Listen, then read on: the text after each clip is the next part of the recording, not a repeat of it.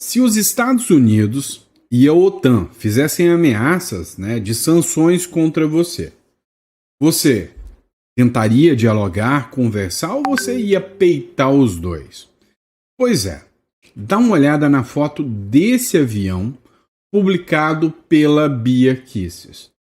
É sinal de que não deve se brincar com os Estados Unidos. Eu vou explicar para você o que está rolando. Outro ponto, a vida do Maduro não está nada fácil. A Maria Elvira Salazar volta a fazer pressão e críticas e entrou num bate-boca gigantesco. Inclusive, os Estados Unidos fizeram uma ameaça. E na ameaça dos Estados Unidos, eles estão dispostos a derrubar todo aquele governo ditatorial, de esquerda, que persegue e prende opositores. Você sabe algum aí para me citar? Se souber de algum, coloca no comentário. Mas não para por aí não. Também vamos falar sobre o Supremo Tribunal Federal aqui no Brasil. O Supremo Tribunal Federal está passando por momentos, digamos, difíceis em relação aos Estados Unidos e as pressões que o Donald Trump vem mandando para o Supremo Tribunal Federal. E aí o Supremo arregou. De certa forma, tentou sondar os Estados Unidos para bater um papo com o Trump, mas fracassou. O fracasso do STF da esquerda, segundo o Haddad, é culpa da extrema-direita. Inclusive, o STF também teve reuniões com o André Esteves, do BTG Pactual, e outros bancos também. Deu ruim. Tomou um não na cara, ou seja, os bancos deram um não na cara do Supremo Tribunal Federal. Até o Partido Novo entrou com ação lá no Supremo para que o sistema financeiro bancário do Brasil não seja afundado por causa de uma medida maluca do PT. Ele entrou com pedido no Supremo contra os ministros do Supremo para defender o sistema bancário do PT e do Supremo. E aí parece que vai dar ruim porque o sistema financeiro já está querendo rachar com o próprio Supremo, né? Bagunça isso, né? Mas eu vou te explicar com calma, fica tranquilo. Outra questão. No diálogo, o Trump colocou vamos dizer assim, um requisito para esse diálogo. Um dos requisitos para esse diálogo começa com B e termina com Sonaro, Bolsonaro, né? Ou seja, o governo brasileiro queria conversar com o Trump falou, a gente conversa, mas desde que o assunto tenha o Bolsonaro. E aí, a prisão domiciliar do Bolsonaro é um dos entraves, né, que prejudica e impede a negociação com os Estados Unidos. O Haddad, por sua vez, colocou a culpa na direita. Mas tem um monte de país que está conseguindo conversar com os Estados Unidos. Eu acho que é incompetência mesmo. Mas nós vamos falar sobre isso. Então, antes de mais nada, inscreva-se no canal, curta, compartilha, para você que busca um canal que vai trazer informação com qualidade, informação com seriedade para você, procura aqui, o botãozinho aí de inscrever-se, inscreva-se no canal, aqui você não tem risco de fake news, a gente trabalha sempre com informações mais fidedignas o possível, combinado? Então, para você que gosta do nosso conteúdo, compartilha também, manda lá no grupo do condomínio, manda para aquele vizinho chato, aquela velha chata que vive te enchendo o saco, falando PT, né? Aquele bem petista mesmo, ele falou mal de você lá no final do vídeo. Só precisa assistir um vídeo inteiro. Quem sabe você despetiza ele, tá? Brincadeira à parte, vamos para cima, bora de informação. Vamos lá, pessoal, dá uma olhada nesse avião russo. Quem acabou de publicar isso foi a deputada federal Bia Kicis, tá? E realmente é verdade, esse avião acabou de pousar, né, lá em Brasília, no aeroporto de Brasília. Pousou ontem, no domingo. Mas esse avião tem muito a ver, inclusive, com ações militares, com sanções americanas. Você deve estar sabendo que existe uma guerra entre a Ucrânia e a Rússia. Isso você sabe. E que a OTAN, de certa forma, está do lado da Ucrânia contra a Rússia, está realizando uma verdadeira proxy war. O que é proxy war? É uma guerra por procuração. Quem está lutando contra a Rússia é a Ucrânia. Mas, na verdade, estão recebendo armamentos da OTAN e dos Estados Unidos. Acontece que o Donald Trump está fazendo de tudo para essa guerra acabar. E aí, a Rússia, que é a invasora, está sofrendo um monte de sanções, tanto a Rússia quanto as empresas russas.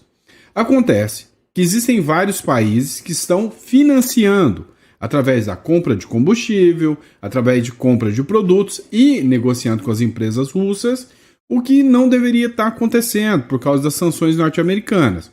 Quem negocia com os russos pode sofrer sanções. Adivinha? O Brasil está comprando muito petróleo russo. E aí, pode virar alvo de sanções da OTAN inteira, que podem chegar até 500% de tarifa. Agora, o grande problema desse negócio é este avião aqui. Não é só a compra de fertilizantes, não é só a compra de petróleo, é a abertura para empresas, inclusive aéreas, da Rússia também. Dá uma olhada nessa matéria do Doni Silva News, né, republicada pela deputada federal Bia Kicis. Pois é, e também quem publicou, né, acerca desse avião russo que pousou no Brasil foi o site de extrema esquerda, né, o Diário do Centro do Mundo. Avião sancionado pelos Estados Unidos chega a Brasília, vindo de Moscou. Publicação 11 de agosto. Um avião russo, Ilyushin IL-76, que está na lista de sanção dos Estados Unidos, pousou no Aeroporto Internacional de Brasília na manhã desse domingo. A aeronave de matrícula RA78765 partiu de Moscou e fez várias escalas antes de chegar à capital, incluindo paradas no Azerbaijão, Argélia, Guiné. A chegada gerou curiosidade, já que o motivo do voo permanece incerto. Ninguém sabe o porquê esse voo chegou aqui. E aí você quer saber o que é pior, que acendeu uma luz vermelha lá nos Estados Unidos, que está todo mundo querendo saber o que aconteceu? A ANAC, que é a Agência Nacional de Aviação, não registrou horários de voo comercial para o avião. Ou seja, meio que esse avião chegou em sigilo, né? E aí, ela é uma aeronave de versão conhecida como cargueiro, tá? Então, é uma aeronave cargueira, então não se sabe o que veio nessa aeronave, não se sabe o que tinha ali dentro. Ela pode ser utilizada tanto para fins militares quanto para fins civis e pertence à Aviacom Zitotrans, uma empresa que já enfrentou sanções por parte do governo dos Estados Unidos em 2023 devido ao transporte de cargas para a Venezuela. E aí, você acha que o Lula está cutucando a onça cavara curta ou não está? Né? Então, apesar de tudo, né, que a gente está acompanhando, é um navio que pode ser utilizado para fins militares, foi flagrado em Brasília, é sancionado pelo Donald Trump e brotou no aeroporto aqui em Brasília, já foi sancionado por dar suporte e apoio à Venezuela, esta empresa. Será que o Trump vai dar uma olhada numa matéria dessa e pensar o quê, hein? Já que falamos em Venezuela, já que falamos em aliados, dá uma olhada nisso aqui. Movimento Colômbia, tá? O Maduro está na mira dos Estados Unidos. Os Estados Unidos já estão articulando e a qualquer momento eu posso ter o prazer, eu posso ser o felizardo de chegar aqui com a matéria para vocês e falar: caiu o preço do ovo, dona Maria. Não, caiu o Maduro, caiu sem vergonha, mequetrefe, do ditador que mata gente, que prende gente, que dá golpe em eleições. Eu posso a qualquer momento estar falando isso, porque os Estados Unidos já fizeram um anúncio que a qualquer momento pode acontecer uma operação militar contra o Maduro. E aí, os Estados Unidos colocaram uma sanção de 50 milhões de doletas, tá, pela cabeça do Maduro. E aí já tem um monte de gente que está querendo receber esse prêmiozinho gordo. E aí o Petro, presidente da Colômbia, guerrilheiro também, da mesma estirpe dessa turma toda lá do Foro de São Paulo. Pois é, foi lá defender o Maduro, dizendo que é um absurdo que os Estados Unidos estão fazendo e se solidarizar com o Maduro. A Maria Elvira Salazar, que é uma deputada lá dos Estados Unidos, já apareceu, brotou e falou: quer saber de uma coisa? Vou mandar um recadinho pro Petro. Ó, nós sabemos por que você está defendendo o Maduro, disse a congressista dos Estados Unidos, Maria Elvira Salazar. A congressista republicana Maria Elvira Salazar lançou duras críticas contra o presidente colombiano Gustavo Petro, logo que esse expressou sua solidariedade, seu respaldo, né, ao mandatário venezuelano Nicolás Maduro em meio ao aumento da recompensa oferecida por Washington pela sua captura. Em uma mensagem publicada na rede social X, Salazar assegurou que Petro considera normal que um chefe de Estado seja ao mesmo tempo líder de cartéis, pandilhas, né, que são guerrilhas, né, uma espécie de guerrilha, né. Não, Petro, não é normal nem aceitável. Sabemos porque defendes o Maduro, porque compartilha do mesmo histórico de vínculos com guerrilhas e organizações criminais. Ou seja, Maria Elvira Salazar meio que já está filtrando ali, ó. Primeiro Maduro, quem será o próximo? Quem será o próximo, né?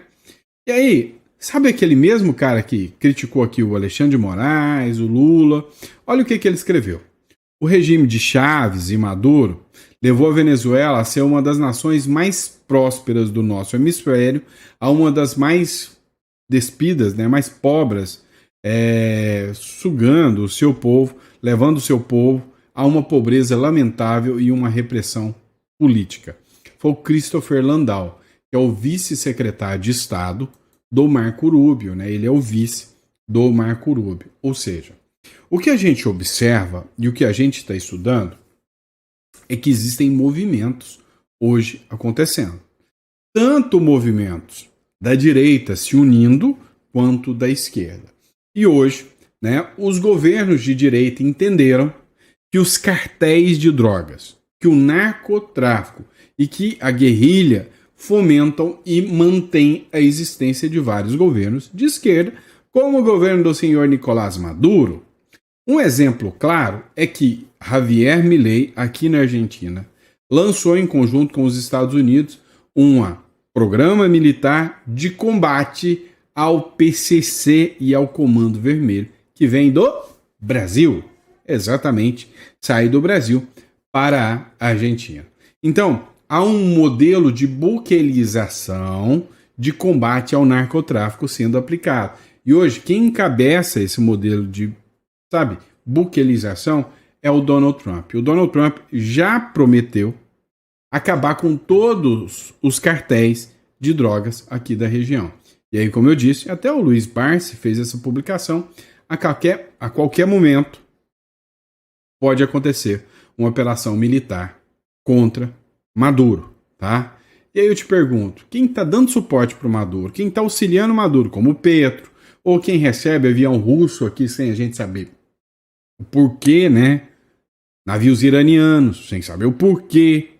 Será que essa turma tá caçando sarna para coçar? Eu acho que tá. Vamos lá. Olha só. Enquanto, né, o noticiário anda envolto, né, na batalha com os Estados Unidos, dá uma olhada nessa aqui. O STF tentou sondar os Estados Unidos sobre sanções, mas fracassou. O que aconteceu? Os Estados Unidos aplicaram sanções magníficas ao ministro Supremo, Alexandre de Moraes. Não pode ter mais cartão de crédito, não pode ter mais conta bancária, mas isso não quer dizer que foi uma sanção para o ministro.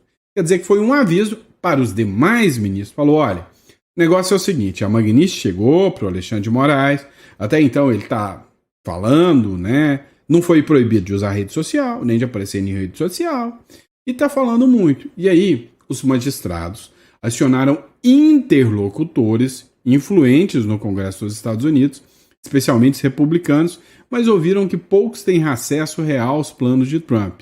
A tentativa ocorreu após Darren Beattie alertar que aliados de Moraes estão avisados e Washington está monitorando de perto, está monitorando tudo, está olhando tudo com uma lupa. O que os ministros estão fazendo, o que os aliados do ministro estão fazendo e o que quem dá suporte aos ministros estão fazendo. Ontem, o Lauro Jardim fez uma publicação lá no jornal o Globo e ele dizia o seguinte, olha, os ministros do Supremo não estão com medo da Magnitsky, estão apavorados. E aí veio mais uma publicação que merece ser analisada, claro, também do Globo, tá? Essa é de André Esteves, tá? Não, da Malu Gaspar, desculpa, André Esteves é do BTG, da Malu Gaspar. O que os ministros do Supremo ouviram dos banqueiros em reunião tensa sobre a crise com o Trump? O que rolou? Em uma atmosfera descrita por um dos participantes como cordial, mas tensa, dada a preocupação dos ministros, os banqueiros fizeram uma detalhada exposição sobre o impacto da Magnitsky e ficaram sabendo, por exemplo, que até para autorizar os PIX de seus clientes, os bancos fazem uma varredura automática via sistemas para secar se o cliente é ou não é alvo da lei. Isso significa que, mesmo que quisessem, os bancos não poderiam driblar os bloqueios da lei Magnitsky. Olha só. Então eles queriam fazer um sisteminha para driblar o bloqueio, para ajudar um certo alguém sancionado. Olha só. Mesmo que isso custasse o sistema financeiro inteirinho. Vinícius Carrion escreveu o seguinte: de acordo com o Globo, estavam presentes os representantes do Itaú, do BTG, do Santander, além do presidente da Febraban. Moraes, Gilmar Mendes, queriam entender até onde os banqueiros achavam que Trump poderia ir em sua escalada. Abre aspas, toda essa movimentação mostra que o quanto o Supremo está incomodado e preocupado com a ofensiva de Trump, mesmo que em público façam ironias e procurem não passar recibo. Ou seja, tão desesperados? Sim. E aí o PT entrou com uma ação lá no Supremo Tribunal Federal e disse o seguinte: o Supremo impede os bancos de aplicar a Magnitsky no Alexandre de Moraes. O problema é que o PT não está nem aí o que vai acontecer com você. Imagina se todos os bancos brasileiros, aquele que guarda o seu dinheirinho, tomar uma tunda do Trump de uma hora para outra e ficar fora do sistema financeiro internacional. Já parou para pensar o que vai valer o seu rico dinheirinho depois de uma dessa? Você vai ter sérios problemas. Não tenha dúvidas disso. E aí, o Partido Novo acionou o Supremo Tribunal Federal contra o pedido do PT de impedir sanções ao Alexandre de Moraes. Literalmente, né, o presidente do Partido Novo, que é o Eduardo Ribeiro, ele entrou com ação no Supremo Tribunal Federal pedindo que a ação do PT, que busca impedir as instituições financeiras de aplicar sanções contra o ministro Alexandre de Moraes, não seja aceita. E aí, dois problemas surgem aqui, tá? Primeiro, vem cá, o PT entrou com ação a favor do ministro Alexandre de Moraes. Detalhe, só que aqui ele entrou a favor de um CPF. E aí, para tal, o Alexandre de Moraes tinha que dar autorização. Não pode um terceiro entrar com ação em favor do outro. Terceiro? Não tem jeito. Não, quem teria que entrar com ação falando, olha, não quero que a lei seja aplicada contra mim, era o próprio Moraes. Não pode ser o PT em nome do Moraes. Já viola toda a base do direito aí. É uma ação burra. É uma ação burra, sem conhecimento nenhum de direito. Começa aí. Esse é o primeiro ponto. O segundo ponto são os efeitos catastróficos se o STF dá uma decisão como essa. Se o Supremo dá uma decisão como essa, todo o sistema financeiro brasileiro pode entrar em colapso se saírem do sistema SWIFT. O que é o sistema SWIFT? É o sistema de negociação via bancos. Até aí tá ok? Tá tudo bem? Beleza. Então o que acontece? Ele pediu para não aplicar. E aí vem a cereja do bolo. Se, e somente se, essa ação cai na mão de algum ministro ou de uma turma, e o ministro fala, não, sua ação está errada, Eduardo Ribeiro, do Partido Novo. Eu vou rejeitar e vou proteger o Moraes. Parabéns, encontramos mais um, né, apto a levar a lei Magnitsky. Agora, se ele fala, não, eu vou rejeitar, eu vou aceitar a ação do Ribeiro e vou permitir que os bancos sancionem Moraes. O Moraes pode ter se lascado nessa, E aí, né, o ministro que deu essa decisão se sai bem nessa e pode ganhar um votinho de confiança dos americanos. Mas enfim, tanto o governo brasileiro quanto os ministros do STF já estão começando a sentir o baque, já viram que não deu resultado e estão querendo conversar com o Trump. Mas tem uma condição que começa com Bo e termina com Sonaro. A gente vai falar sobre isso no próximo bloco. Pois é, dá uma olhadinha nisso. Matéria do Goiás 246, né? O Trump põe Bolsonaro como condição para diálogo e cria impasse nas negociações. Olha isso. O governo brasileiro, sob liderança de Luiz Inácio Lula da Silva, enfrenta um impasse nas negociações com os Estados Unidos. Há um crescente pessimismo em Brasília, pois o presidente americano Donald Trump tem ignorado os pedidos de diálogo. A avaliação do governo Lula é que Trump só aceitará conversar se a situação do ex-presidente Jair Bolsonaro for incluída nas negociações. Meu amigo, a situação não está nada fácil para Lula, né? Segundo o R7, a prisão domiciliar do Bolsonaro também está sendo um entrave que prejudica as negociações entre Brasil e Estados Unidos. Então, vários especialistas, inclusive especialistas da área jurídica quanto da área econômica, já disseram isso.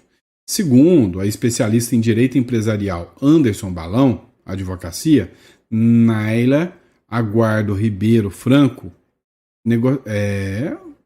negociações diplomáticas e comerciais em TEV devem seguir critérios técnicos e econômicos. E aí não tem aqui, né? Abre aspas. No entanto, a prática de fatores pessoais e contextos políticos podem influenciar o ritmo ou a prioridade atribuída a determinadas pautas. O mais importante é que ambos os países mantenham canais institucionais de diálogos capazes de preservar as relações comerciais independentes de circunstâncias momentâneas. É o que afirmou aqui, né, a turma de juristas que avaliou isso aqui.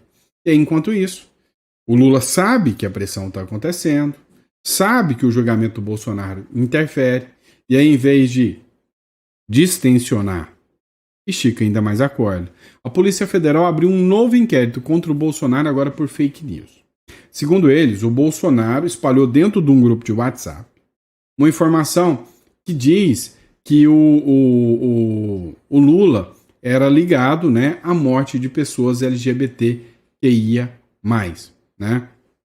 Segundo a informação que foi divulgada, o Bolsonaro teria sido responsável por publicar uma matéria que dizia que o Lula tinha um sistema de matança, né, atribuía, né, ao Lula o apoio a um sistema de matança contra pessoas LGBTQIA+, sobre o regime da Síria do Bashar al-Assad. E a gente sabe muito bem que o Lula e o Bashar al-Assad eram muito amigos. Muito amigos. O detalhe é que o processo foi aberto. Ninguém viu a publicação para saber se realmente o Bolsonaro falou alguma coisa no sentido ou não. Tá? Então, tensionaram ainda mais a corda, esticaram mais a corda para buscar mais uma punição contra o Bolsonaro. E aí, o que o Haddad fala sobre tudo isso? Espera aí que no próximo bloco eu vou te mostrar. Segundo o Estadão, o Haddad já sabe o porquê que os Estados Unidos não querem conversar com ele. Ele só pensa naquilo, na extrema direita. Pois é, o Haddad diz que reunião com o secretário dos Estados Unidos foi cancelada e atribuiu isso a forças da extrema direita. O ministro disse que tinha uma reunião para dia 11, hoje, mas essa reunião foi cancelada. E segundo o ministro, não há boa vontade por parte do governo americano em negociar com o Brasil.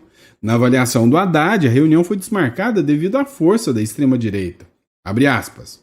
Não há como não ligar o cancelamento da entrevista de Eduardo Bolsonaro ao Financial Times, diz Haddad. Ou seja, o Eduardo Bolsonaro participou de uma entrevista no The Financial Times, onde ele criticou muito o Brasil. O Eduardo Bolsonaro foi chamado para uma reunião às pressas, no sábado, com o governo norte-americano, e hoje o encarregado aqui dos Estados Unidos no Brasil falou, não quero conversar com o Haddad. Mas aí, se fosse só por causa da extrema-direita, olha essa matéria da Rádio Centro Equador, tá?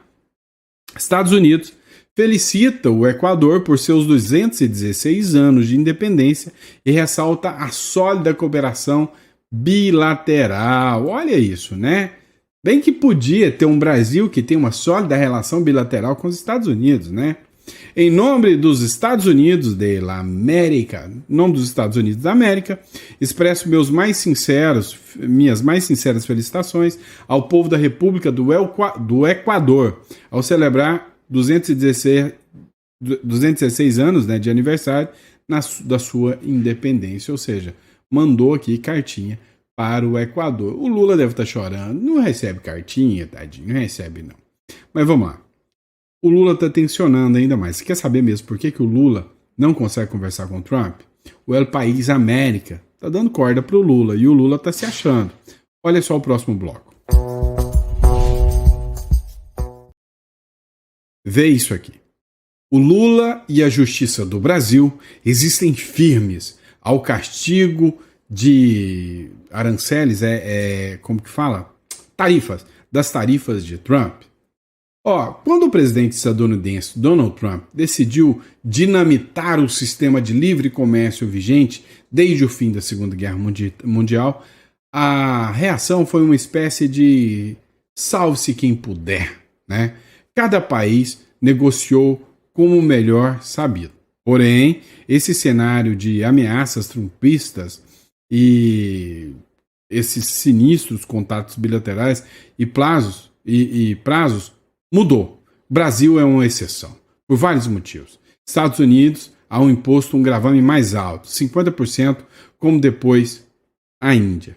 E o presidente Trump deixou claro que aqui as tarifas são um mero instrumento de pressão para que a justiça brasileira enterre o processo por golpismo contra o ex-presidente ultradireitista de Jair Bolsonaro. Você já vê que o País América é um belo do esquerdista, né?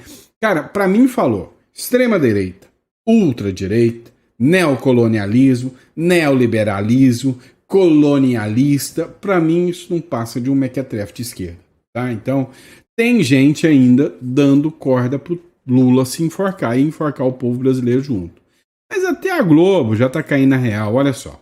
A Globo chamou um especialista e o especialista... O professor falou a falta de estratégia do Brasil. Não usou nem Embraer, não usou nada. O Brasil não tem estratégia nenhuma. É um bando de perdido. Dá uma olhada. O Brasil também não teve uma estratégia. Por exemplo, a Embraer foi lá e negociou com os Estados Unidos que ficasse com apenas 10% de tarifas e agora está negociando passar a linha de montagem do KC-390, que é um avião de ponta que a Embraer produz, um avião militar, para os Estados Unidos. Isso geraria 2 mil empregos.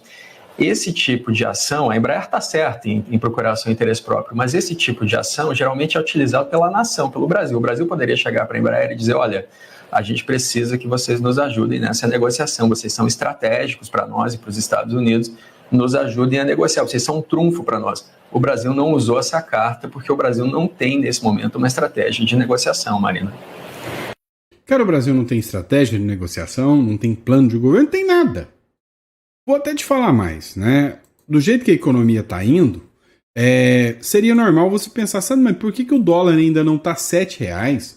Impressionante, o Brasil está pegando fogo, tarifas já chegou, o negócio está denso, tá maluco, mas o dólar tá firme ali em 5,45, 5,55. O que está acontecendo que o dólar está estável? Te conto o que está acontecendo. Há ainda uma esperança de que em 2026 o Lula saia do poder. Então, por causa disso, alguns investidores ainda estão mantendo o dólar aqui no Brasil. O que vai acontecer? Se o Brasil está bem, o dólar abaixa. Se o Brasil está uma meleca, o dólar sobe. E aí, o que está segurando o dólar até hoje? A expectativa e a esperança que o Brasil possa melhorar e que esse mal que sofremos é um mal passageiro. É isso que está segurando o dólar ali. Se a gente sentir que esse mal não é um mal passageiro, né, de certa forma, a pressão dos Estados Unidos em cima do Brasil está segurando o dólar. O dia que os Estados Unidos falam, não, esquece, não dou conta disso mais não. Nosso dólar vai virar o Bolívar venezuelano. E aí, olha só para dar exemplo para vocês. Outra matéria da Globo News, descascando a economia do governo Lula.